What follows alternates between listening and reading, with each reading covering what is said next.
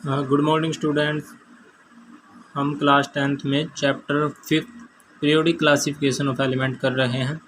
Dear students, हमने पिछली video में limitations what were the limitation of Dobereiner classification, जो डोब्रेनर ने पीरियोडिक टेबल बनाई थी, उसमें क्या क्या लिमिटेशन थी उसके बारे में बात की थी। अब हम आपने देख ली होगी न्यूलैंड्स लॉ ऑफ ऑक्टेव भी, जो एनसीईआरटी वीडियो है उसके द्वारा, उनकी अचीवमेंट भी देख ली होगी और उसकी लिमिटेशन भी वहाँ से पढ़ी ली होगी।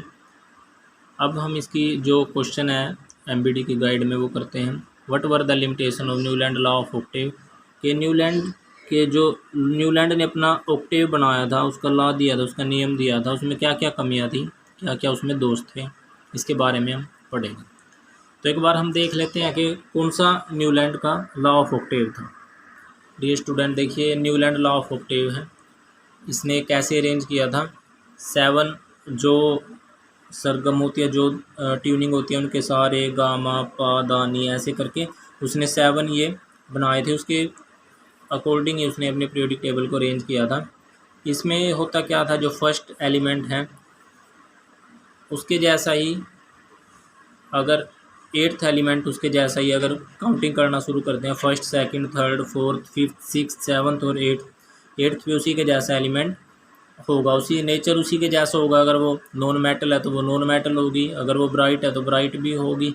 तो इस तरह से उसकी कैरेक्टरिस्टिक आपस में मिलती जुलती होगी। इस तरह से उसने पीरियोडिक टेबल को अरेंज किया था। अब देखते हैं कि क्वेश्चन क्या कह रहा है। क्वेश्चन के आंसर में स्टूडेंट देखिए answer first, this law is valid only till calcium. ये लॉ जो उसने बनाया था, जैसे मैंने आपको बताया है कि फर्स्ट एलिमेंट अगर 8 तक काउंटिंग करेंगे तो उसके जैसा एलिमेंट नीचे आ जाता था। Because after calcium the property of 8th element were not the same of the first element, क्योंकि 8th एलिमेंट के बाद जो भी एलिमेंट आ रहे थे इसी अकॉर्डिंग, जैसे मैंने आपको भी समझाया था, तो वे उनकी प्रॉपर्टी क्या थी, सेम नहीं थी। देख लेते हैं हम एक बार कैसे बताया उसने, कि जैसे कैल्शियम यहाँ तक है, इसका मतलब अगर मैग्नीशियम को हम गिनते हैं 8 करके तो यहाँ पे कैल्शियम आएगा, तो कैल्शियम की प्रॉपर्टी तो मैग्नीशियम के सेम है।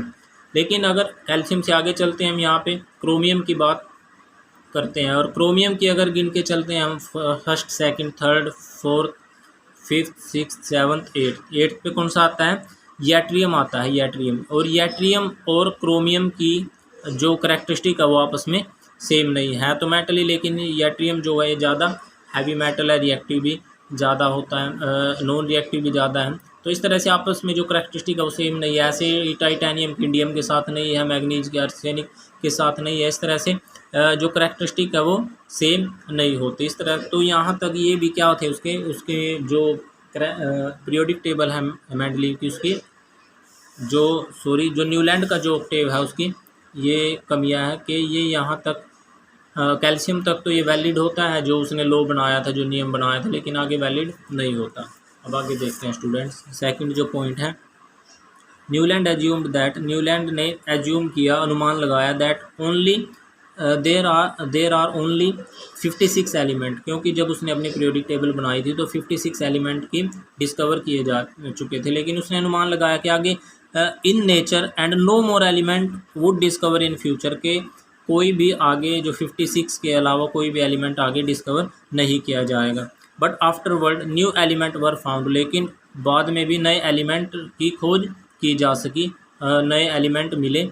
And there property were not accordance with the law of Octave, और जो वो नए एलिमेंट मिले अगर उनको उसके ऑक्टेव न्यूलैंड के ऑक्टेव में अगर अरेंज करने की कोशिश की न्यूलैंड ने, तो वो अरेंज नहीं हो सके। तो इस तरह से जो न्यूलैंड लॉ ऑफ ऑक्टेव का जो सेकंड लिमिटेशन है वो भी हमने पढ़ लिया है। उसमें देखा है कि क्या उसने बताया है, found their property were not accordance to law of octave, तो जो नए एलिमेंट खोजे गए थे वो भी उसके ऑक्टेव में फिट नहीं बैठे। इस प्रकार से ये भी उसकी लिमिटेशन थी। अब हम थर्ड के बारे में बात करते हैं।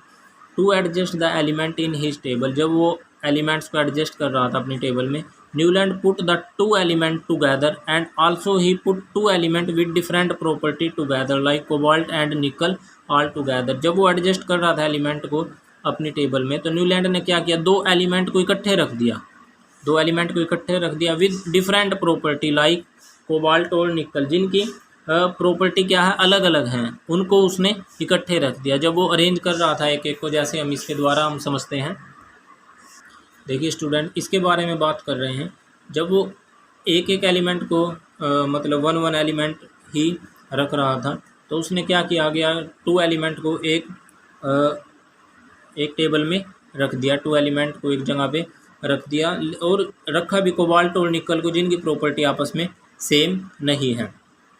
तो इस तरह से ये भी उसकी क्या हो गई, लिमिटेशन हो गई। अब देखिए स्टूडेंट्स आगे, they were put together in the column in which fluorine, और जो निकल और कोबाल्ट है उनको कहाँ पे रखा, उनको रखा उसने, देखिए स्टूडेंट, उनको रखा जहाँ पे हाइड्रोजन, फ्लोरीन, क्लोरीन, ब्रोमीन है, उस ग्रुप में रखा।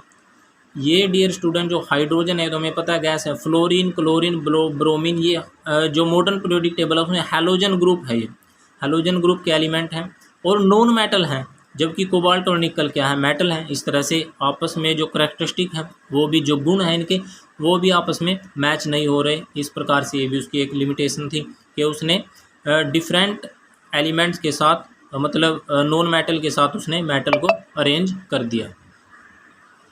उसके बाद देखिए student, column in which fluorine, chlorine और bromine are the whether their property are different from those element, जबकि फ्लोरीन, क्लोरीन, ब्रोमाइन की प्रॉपर्टी कोबाल्ट और निकल से डिफरेंट है, अलग है। अब ये हमारा थर्ड पॉइंट था, आप इस पॉइंट को फोर्थ बना लीजिए, ज़्यादा बड़ा हो जाएगा नहीं, तो इसको फोर्थ बना लीजिए और इसको बना लीजिए फिफ्थ, ठीक है, इसको फोर्थ। अब उसके बाद देखिए, iron was kept away from the cobalt and निकल। अब देखिए जो आयरन है, आयरन कैसा, आयरन भी मेटल है और कोबाल्ट और निकल है, ये भी सारे मेटल हैं। और कैसे हैं, जो हमें ये भी पता होना चाहिए स्टूडेंट, हमने छोटी क्लास में पढ़ा होगा कि मैग्नेटिक सब्सटेंस है ये तीनों। जो आयरन, कोबाल्ट और निकल होता है, चुंबक जो होता है, जो मैग्नेट होता है, वो इनको आसानी से अपनी तरफ खींच लेता है। आयरन होता है लोहा, लोहे को तो हम सभी ने देखा है, लेकिन उसके अलावा अगर कोबाल्ट मेटल होगी और निकल भी मेटल होगी तो उसको भी अपनी तरफ वो अट्रैक्ट करेगा, उसको भी अपनी तरफ खींच लेगा। Where is their property are same, iron को कोबाल्ट और निकल से दूर रखा गया, जबकि इनकी प्रॉपर्टी सेम है। तो ये भी एक कमी है, इसको भी हम पीरियोडिक टेबल में देख लेते हैं।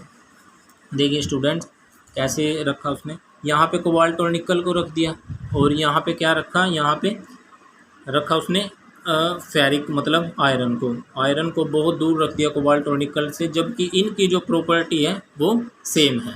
तो ये भी उसकी लिमिटेशन थी, ये भी उसकी कमियाँ थी पीरियोडिक टेबल में। अब फिफ्थ बात करते हैं, this law was applicable only for light element. उसका जो ये लॉ था, न्यूलैंड लॉ ऑफ ऑक्टेव जैसे उसने लॉ बनाया था, ये एप्लीकेबल था ओनली किस पे, लाइट एलिमेंट्स पे, लाइट एलिमेंट्स पे ही वो लागू होता था। या ऐसा कहेंगे, this law was not applicable on heavy element, heavy element पे वो एप्लीकेबल नहीं था। इसको भी हम ऐसे समझ सकते हैं कि हमने पता था कि कैल्शियम तक वैलिड था, बस कैल्शियम के बाद क्रोमियम आता है, टीन आता है, मैग्नीज आता है, फेरिक आता है, ये सभी क्या है, हैवी एलिमेंट्स हैं। हैवी एलिमेंट्स मतलब हैवी मेटल्स हैं, कोबाल्ट, निकल सभी हैवी। आयरन भी हम सब ने देखा, आयरन भी, टीन भी हमने देखा, सारी चीज़ें क्या हैवी हैं। तो जो, और ये है हाइड्रोजन, लिथियम, ये कैसे एलिमेंट्स हैं, सब लाइट एलिमेंट हैं, मतलब हल्के एलिमेंट्स हैं। तो कैल्शियम तक सारे क्या हैं, हल्के एलिमेंट्स हैं, मतलब लाइट एलिमेंट। तो लाइट एलिमेंट्स तक ही वैलिड था, लेकिन जहाँ से भी हैवी एलिमेंट स्टार्ट हो गए वहाँ से ये वैलिड नहीं हुआ। तो ये उसकी बहुत बड़ी लिमिटेशन थी। तो इस तरह से हमने फिफ्थ 5 जो बेसिक लिमिटेशन है न्यूलैंड लॉ ऑफ ऑक्टेव की, वो हमने पढ़ी है, आपको अच्छे से समझ आ गई होंगी। और अगर आपको समझ नहीं आई है तो आप दोबारा वीडियो को देख सकते हैं, और साथ साथ इसको अपनी नोटबुक में राइट करना है और साथ ही लर्न भी कर लेना। Okay students.